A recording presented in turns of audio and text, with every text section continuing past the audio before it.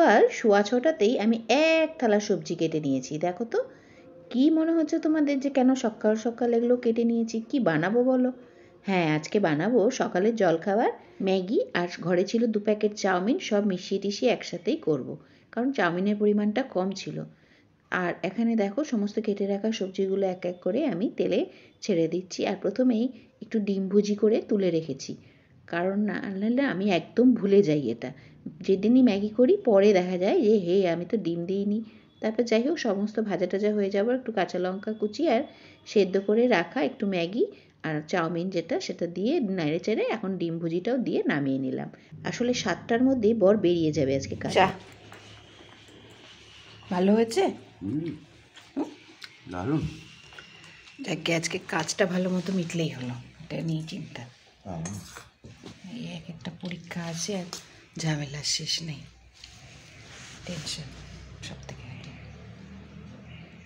সুপ্রভাত বন্ধুরা, আশা করি তোমরা সকলেই ভালো আছো, আর তোমাদের ভালোবাসায় আমরাও ভালো আছি। আজ হচ্ছে super day, that means Sunday. আজ হচ্ছে 24শে ডিসেম্বর, আর কাল হবে ক্রিসমাস মানে 25শে ডিসেম্বর। এত সুন্দর একটা আবহাওয়া, দেখতেই পাচ্ছ যে আমি কোথায় বসে রয়েছি। হ্যাঁ হ্যাঁ, ঠিকই ধরেছ, আমি ছাদে বসে আছি। আর এখান থেকে বসে একটু রোদ পোহাচ্ছে, তার সাথে সাথে অবশ্যই চলে এসেছে পেপার। ভাবলাম এখন একটু পেপারটা দেখে নিই চোখে, তা নাহলে আবার সংসারের জামাডোলে পড়ে যাব আর দেখতে পাবো না। তো দেখতেই পেলে আজকে সকালটা একটু অন্যরকমভাবেই শুরু হয়েছে। ও চলে গেল কাজে, কারণ আজকে একটা বিশাল বড় কর্মযজ্ঞ আছে পুরো পশ্চিমবঙ্গ জুড়ে। সেটার একটা অংশীদার সে তার দায়িত্ব পালন করতে খেয়ে দিয়ে চলে গেল। খাওয়ার বন্দোবস্ত, দুপুরের খাওয়ার বন্দোবস্ত আজকে অবশ্য ওই কলেজেই করেছে, কারণ প্রচুর মানুষ এরকম ভোরবেলাতেই রওনা দিবে, টিচাররা, শিক্ষক সব কর্মচারীরাই, এবং তাদের দুপুরের খাওয়া দাওয়ার বন্দোবস্তটা যাতে কলেজে করা যায় সেরকম একটা প্ল্যান ওর রয়েছিলই। এরকম করে, এরকম দিন হলে পরে তো সেটা ওখানেই হবে। সেজন্য আমাকে আর লাঞ্চ প্যাক করে দিতে হয়নি আজকে, কিন্তু সকালে একটা টিফিন তো ভারী দিতে হবে, কারণ এই আদৌ কখন খেতে পাবে আমি জানি না। আমার যতটুকু মানে আন্দাজ, মানে এত বছর ধরে দেখে যেটুকু আমি বুঝেছি, যে সমস্ত গুটিয়ে পাটিয়ে যখন সবাই চলে যাবে তখন সে হয়তো লাঞ্চ খাবে, মানে সন্ধ্যের পর। তো যাই হোক, সেটা তো গেল তার কথা। এখন শুরু করতে হবে দিন, আরও এগিয়ে যেতে হবে। তার জন্য কী করতে হবে, অবশ্যই কীভাবে কী করি দেখার জন্য তোমাদেরকে আমার চ্যানেলটা ফলো করতে হবে আর সাবস্ক্রাইব করে দিতে হবে। তাহলে চলো দেখতে থাকো পুরো ব্লগটা। ঠান্ডা ঠান্ডা সকালবেলায় বেশ থাকলেও কাজ করতে করতে, জলের কাজ করতে করতে কিন্তু আমার হাতটা মোটামুটি ছেড়ে গেছে, কিন্তু কানটা ঢেকে রাখি আমি সবসময়। সেটা তোমরা যারা আমার পুরনো ব্লগ দেখো তারা তো জানো যে আমি কান সম্পর্কে ভীষণ সচেতন, কারণ আমি জানি এখানে একমাত্র ঠান্ডাটা বেশি লাগে আমাদের এখানে আর এখানে। তা সেটা তো আর হবে না, কারণ আমি তো পরে নিয়েছি কানপাট্টি। অসুবিধে নেই, সবাই ভালো থাকো, সুস্থ থাকো, আর দেখতে থাকো সারাদিনের ব্লগটা। আর আজকের রাতটা পেরোলেই কালকে হচ্ছে 25। আরও একটা আমার কাছে খুশির দিন, সেটা হলো আগামীকালটা। সেটা কারণটা আমি বলে দিই একটু। সেটা হচ্ছে আমার মেয়ের মাথায় যে ব্যান্ডেজটা রয়েছে, সেই ব্যান্ডেজটা আজকে রাতে অথবা কালকে সকালে খুলে দিতে হবে। মানে 10 দিন ওভার হয়ে গেলে পরে ওটা খুলতে হবে। সাপোজ যে শীতকালের জন্য হয়তো তাড়াতাড়ি শুকিয়ে যাবে, তবে আমি তো রোজই ওটাকে নেমে যাচ্ছে, ওটাকে ঠিক করছি, তাতে আমি দেখতে পেয়েছি একটু সাইড থেকে যে মোটামুটি শুকিয়ে গেছে। তবু সেটা পুরোপুরি ওদের নজরের মধ্যে, মানে ভিডিও কল করে ওদের সাথে কনসাল্ট করে ভিডিও কল চলাকালীন আমাকে ওই ব্যান্ডেজটা খুলে দিতে হবে ওকে, মানে ওরা দেখবে ওখান থেকে। তাহলে বুঝতেই পারছো কতটা ভালো জায়গায় ট্রিটমেন্টটা করাচ্ছি। এখন ভগবান ভরসা, পুরোটাই যেন ভগবানের হাতের ওপর ছেড়ে দিয়েছি। ভগবান যা করবে মঙ্গলই করবেন আশা করি। চলো দেখতে থাকো পুরো ব্লগটা। আর এখন কথা বলছি না, কারণ পড়ে নিই একটু। সকালের জলখাবারটা যেহেতু তৈরি হয়ে গেছে, অনেকটাই হাতে সময় ছিল, তাই ভাবলাম যে একটু ছাদটাকে আজকে পরিষ্কার করে নিই। আর তার সাথে সাথে অবশ্যই কিছু গাছপালাও ছাঁটতে হবে। শীতকাল, পাতা ঝরার মরশুম শুরু হয়ে গেছে, দেখো কত পাতা। না ওঠো ওঠো মা, ওঠো, এ নাও জল। সোনা, ও সোনা, কী হয়েছে? ভালো লাগছে না? ব্যথা করছে? হ্যাঁ, ব্যথা?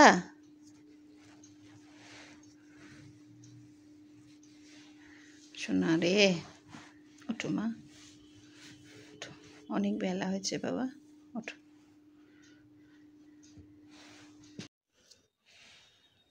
কেন,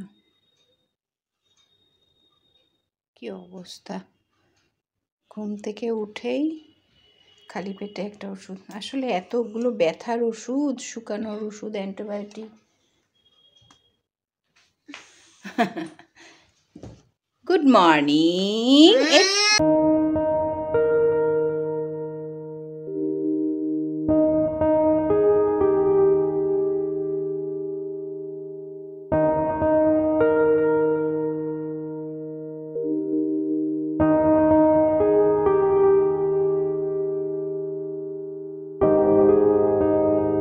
চলে এসেছি ঠাকুর ঘরে পুজো দিতে। এখন পুজোটাও শেষ হয়ে গেল, দেওয়া হয়ে গেল।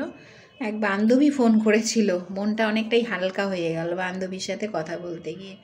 ও খুব নানান সমস্যায় রয়েছে, ওর ছেলের মাধ্যমিক দেবে, বড় ছেলে, আর ও চাকরি করে অনেক দূরে মালদাতে, আর আমার বাবার বাড়ি জলপাইগুড়ি, ওরা রয়েছে জলপাইগুড়িতে। ওর ছেলেটাকে নিয়েও খুবই এখন চিন্তার মধ্যে, স্বাভাবিক, মাধ্যমিক পরীক্ষা, বুঝতেই পারছো। ওর ভালো থাকুক সন্তানদের নিয়ে, এর চেয়ে বেশি আর কী চাইবো দূর থেকে, বলো মাসি হয়ে। তা চলো, পুজো আমার মোটামুটি শেষ। সকালের জলখাবারটা আজকে সকালেই করে ফেলেছি, আর যেহেতু দুপুরের রান্নাটা একটু অন্যরকম করবো, ওর বাবা নেই, গরম গরম করবো, ওই জন্য পরে একটু বসাচ্ছি, অসুবিধে নেই। কাল থেকে তো আবার 25 ডিসেম্বরের প্রোগ্রাম শুরু, মালদা কার্নিভাল।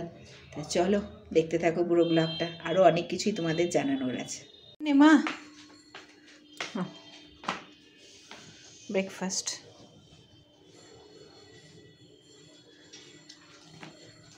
বাবাই না আমাদের ঘুমাচ্ছিল, ওইটা দিই। শুয়েছিল তো ওই জন্য আস্তে করে তুলে দিচ্ছি, দেখতে পাচ্ছ এবার? ভালো হয়েছে? সস দেবো? হ্যাঁ, সস। আচ্ছা, আচ্ছা, ওষুধ এই যে, ওকে, খাওয়া হয়ে গেলে খেয়ে নিও।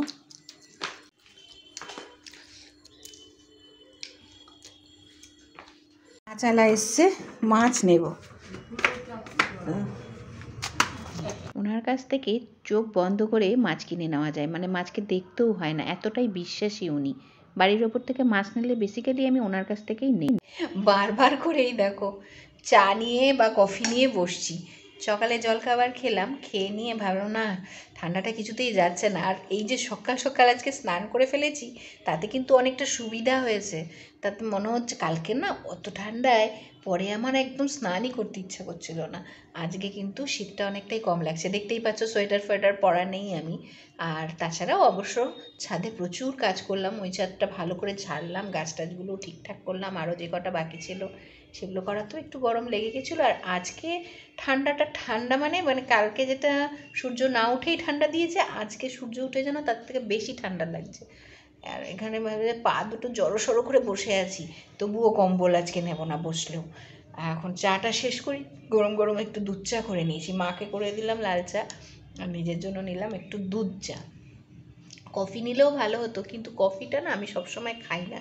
অ্যাকচুয়ালি কফি খেলে আমার একেই তো ঘুমের সমস্যা, আরও ঘুম কমে যায়, সেই জন্য আমি সবসময় কফি খাই না।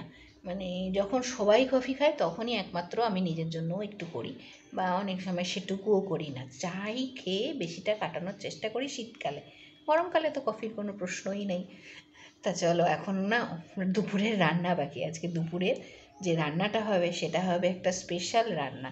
দেখলেই বাড়ির উপর থেকে মাছ নিয়ে নিয়েছি কয়েক রকমের, সেগুলো সব কেটে ধুয়ে একদম রেডি করে একেবারে চলে যাব দুপুরের রান্নার পর্বে। আজকে তো সকালে রান্না হয়নি, দুপুরের রান্না হবে দেখে। তা চলো দেখতে থাকো পরবর্তী অংশটুকু ব্লগের।